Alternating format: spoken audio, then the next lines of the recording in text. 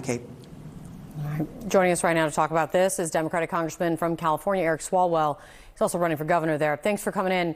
Greg Bovino out. Tom Homan now being sent in. Is that an improvement in your mind? I mean, is that enough to support DHS funding that's now being debated in Congress?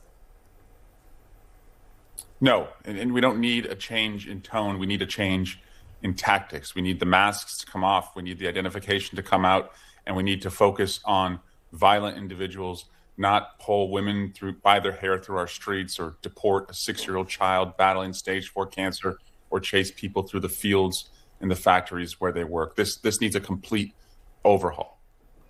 The president's decision to change leadership on the ground, and then there is this from the White House now, from the briefing room podium, distancing itself from the most incendiary comments following in the wake of Alex Pretti's death, some of them coming from his DHS secretary. Let me play this.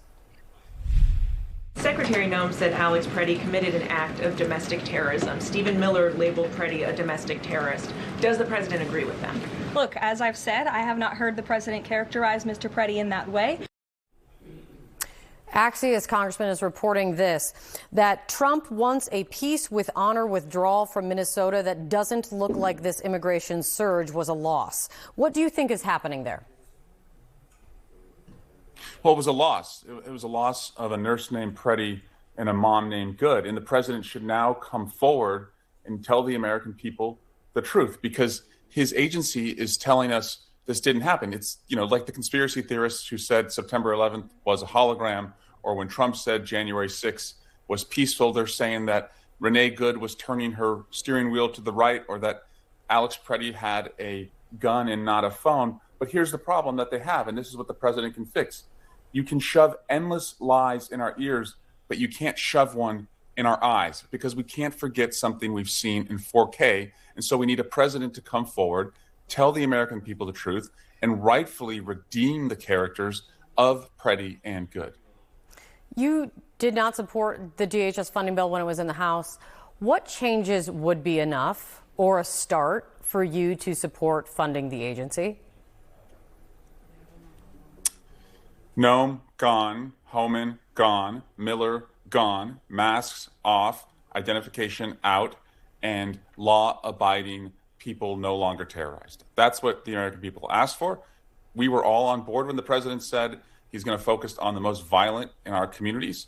Instead, the overwhelming majority of people who have been removed from our communities are people without criminal histories. And so no one asked for this. And so if the president got back to just doing what people asked for, whether it was lowering prices, not going to war, or removing the most violent in our communities, he would not be sitting at a 36% approval rating among the people he's supposed to be serving. Some other Democrats are calling on ICE to be abolished, saying that is the answer. Is that the right solution in your mind? This ICE should be crushed, and then come to the table with us and put together something that keeps the most violent out of our communities, has security at the border, surges judges is that to abolished? Process the asylum cases. Well, it's abolishing what he has right now. It's abolishing individuals who are masked and shooting women in the face, who have stuffies in their glove compartments. It's getting rid of this idea that you can hide your identities from the public and your humanity from yourselves. I don't think anyone wants to give another penny to these guys. This is not what anybody signed up for. Of course, we need immigration enforcement, but this isn't enforcement. This is public execution. You said one of the things you need to see is Noem out. Since Alex Pretti was shot, it does seem that support for an effort that's been in making its way in the House, an effort to force a vote to bring articles of impeachment against Noem, has gotten more support, been a bit turbocharged. But after the 2 impeachment efforts against Trump, which you were involved with, impeachment has become politically fraught for Democrats. Are you concerned a real push to impeach Kristi Noem could backfire?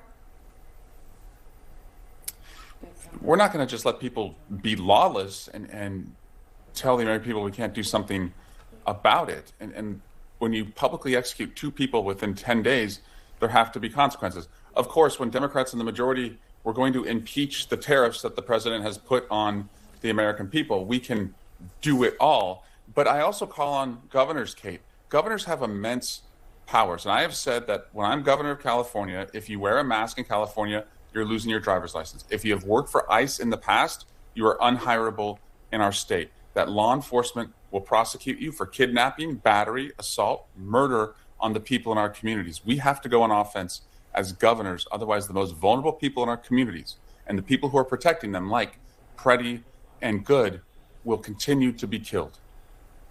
Congressman Eric Swalwell, thank you for coming in. John.